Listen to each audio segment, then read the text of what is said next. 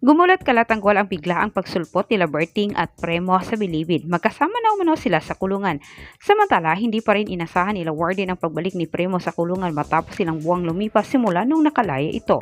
Natigil naman ang salpukan nila tanggol sa pagitan ng magkaibang grupong Divisoria dahil sa pagdating ni Premo at ni Warden. Nagpakunwari itong si Premo na hindi niya kilala itong si Tanggol kaya tinanong niya itong si Warden kung sino umano ang grupong ito at itinuro niya itong si Tanggol. Sinabi naman ni Warden na mabigat umano ang kaso ng mga ito lalo na umano itong si Tanggol. Binalaan ni Chief Warden itong si Premo na hindi umano nila pwedeng galawin itong si Tanggol dahil may nakapatong na umano sa mga ulo nito. Pero nagulat na lang siya nang sinabi naman ni Premo sa kanya na kilala umano niya itong si Tanggol.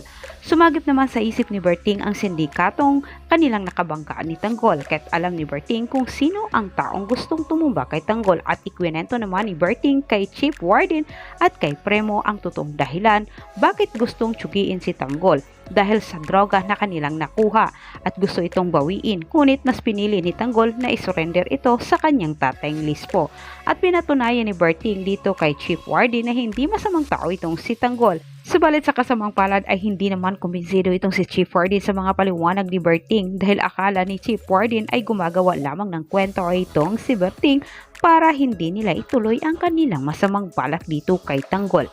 Binantaan ni Premo itong si Chief Warden na hindi umano siya magdadalawang isip na ituro itong si Warden sa oras na may masamang mangyari kay Tanggol.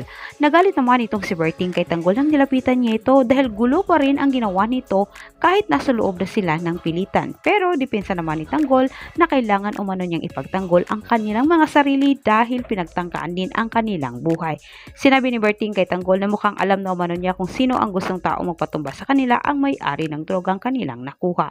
Masamang ipinarating naman ni Warden dito kay Olga sa kabilang banda na may tinik umano sa kanilang plano dito kay Tanggol at mukhang hindi umano sila magtagumpay dito dahil sa hari ng silda na itong si Premo. At dito po nagtatapos ang ating advance episode. Huwag mong kalimutang mag-subscribe para sa maraming karagdagang update kung ikaw po ay bago pa lang dito sa aking channel. Muli, maraming salamat and God bless!